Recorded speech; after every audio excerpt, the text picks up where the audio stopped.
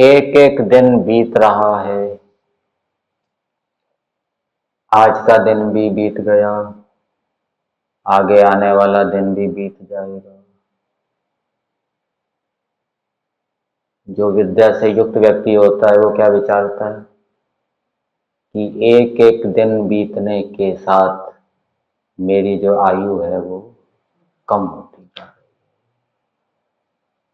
है। जैसे परीक्षा की तारीख निश्चित हो गई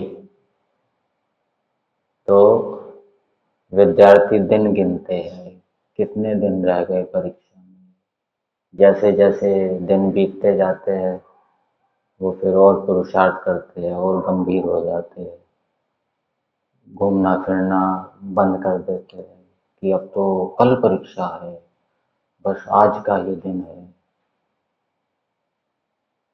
इसी प्रकार से जो विद्या से युक्त व्यक्ति होता है वो जैसे जैसे दिन बीतता है वैसे वैसे वो और गंभीर होता जाता है कि ये तो आयु कम होती जा रही है, समय कम होता जा रहा है, जिस लक्ष्य की प्राप्ति के लिए समय मिला था वो कम हो रहा, तो वो गंभीर होता।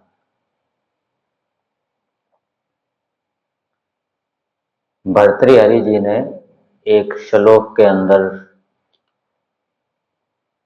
इसका चित्रण किया है कि मनुष्य का आधा जीवन तो, जो उसका जीवन काल होता है उसका आधा समय तो सोने में बीत जाता है। मान लीजिए 100 वर्ष मिले, 50 वर्ष तो सोने में ही चले गए, बाकी कितने बचे? 50 वर्ष। 50 वर्ष में से आधे अर्थात 25 वर्ष बाल्यावस्था और वृद्धावस्था में चले जाते हैं, उनमें कोई विशेष काम होता नहीं। शेष बचे 25 वर्ष, और वो शेष 25 वर्ष रोग में, वियोग में, धंधे करने में, नौकरी करने में, बच्चों के लालन पालन आदि में ही बीत जाते हैं। बचपन में भी कहाँ सुख है?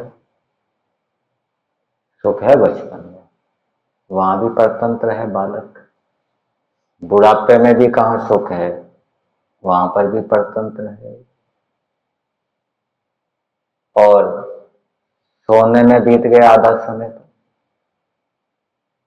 और फिर नौकरी धंधा किया, बच्चों का पालन किया, तो सारा जीवन ही दुखमय है। सौख्यम कुतः प्राणी नाम, प्राणियों को सुख कहाँ?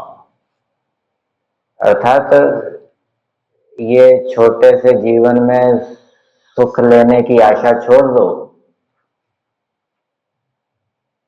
इस छोटे से जीवन में सुख लेने की आशा छोड़ दो। यहाँ तो संघर्ष ही संघर्ष करना पड़ेगा, पुरुषार्थ ही पुरुषार्थ करना पड़ेगा। जो इस प्रकार से विचार करता है वो तो उन्नति प्रगति करता है, और जो सुख देखता है कि यहाँ भी सुख है, यहाँ भी सुख है, वो फिर सुख को प्राप्त करने का प्रयास करता है, वो फिर पुरुषार्थ ही नहीं होता। तो ऐसा विचार करना चाहिए कि जीवन के अंदर तो दुख ही दुख है, ठीक है ना। सुख भोगने की आशा छोड़ दो, छोटा सा जीवन है, इसमें निरंतर पुरुषार्थ तपस्या करते रहो, जिससे कि अगला जीवन क्या है, अच्छा बने। तो ऐसा विचार करने से व्यक्ति क्या है, तपस्वी बनता है, पुरुषार्थी बनता है, सुख लेने की जो वृत्ति है उसकी दूर होती। तो ये शास्त्रों के अंदर अनेक बातें बताई गई है जिनके ऊपर हम विचार करके संसार से वैराग्य, शरीर से वैराग्य उत्पन्न कर सकते हैं, पुरुषार्थी बन सकते हैं, अनेक प्रकार के भयों को, कलेशों को दूर कर सकते हैं।